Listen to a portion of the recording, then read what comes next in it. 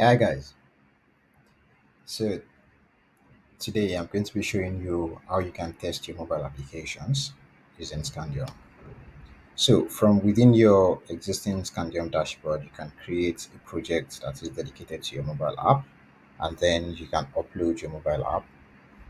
So Scandium allows you to upload both iOS and Android apps using their respective app bundles. So for the iOS app, you're going to upload a zip file or a tar file that contains the app bundle.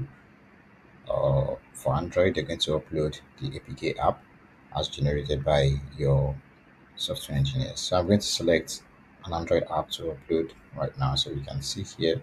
So I'll save this so that the app gets created and uploaded to my profile. So this might take a minute or so, depending on the size of the file. So we're just going to be patient for like a minute thereabouts for this to upload successfully.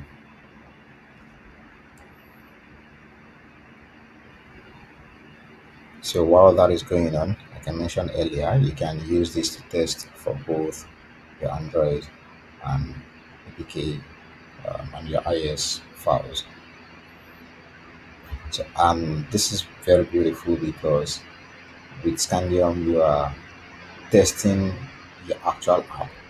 And you're doing all of that within the browser. So you'll see in a minute how all of that works. It is very simple, very straightforward. I'm quite sure you're going to enjoy it. Okay, so our application is done uploading. It has been uploaded successfully, and we can see the app we uploaded here, Wikipedia. So we're going to be testing using this Wikipedia app. So I'm going to click on it. I can see some certain information. I can see the app version name, the app name itself, and the platform, which is an Android app. So what I'm going to do is to go on to create a new test. So I'll use either this button down here, this create test button, or the new test button up here. So I'll click on this.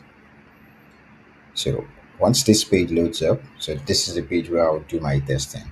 So I can see already that I have a list of devices available to me and operating system versions. So I'm going to go on so I can see the Nexus 5, the Pixel 4, etc. So I'm going to go on to select the Pixel 6.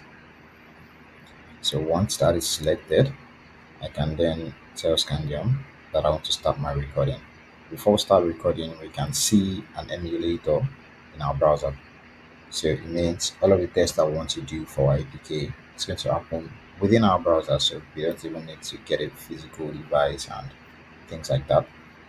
So I'm going to go on to say I want to start my recording.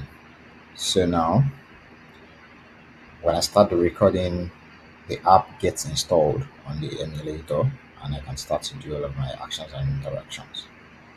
So this is the Wikipedia landing screen. So I'm going to click on the continue button, continue one more time, then continue and get started. Now once that is done, and I'm inside of the Wikipedia app, I'm going to assume the test I want to do is to search for something. So I'll click on the search box and then type my search query. So say I'm searching for donation testing. So I'll click on the first item and the results. I can see my response. So I can even try to swipe up or scroll, etc. etc. So I'm going to end the test there.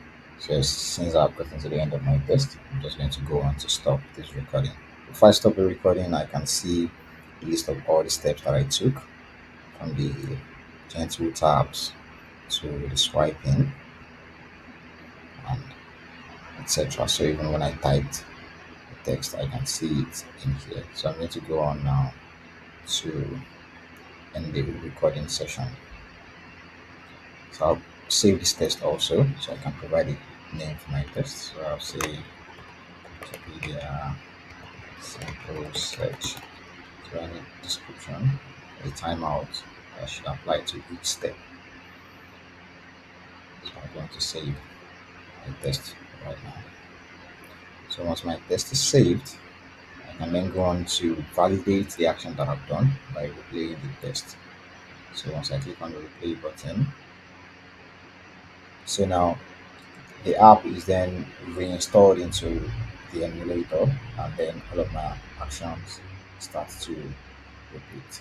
So Scandium is doing all of this by itself. So it starts to do the clicks that I did, then the point where I typed does it also,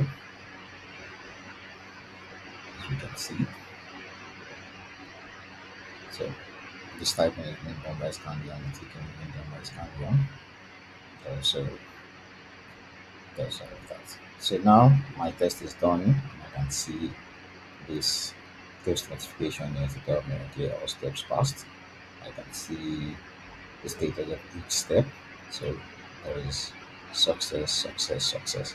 So this can see very simple, very straightforward. I can use this to do regression tests for my mobile apps. Okay.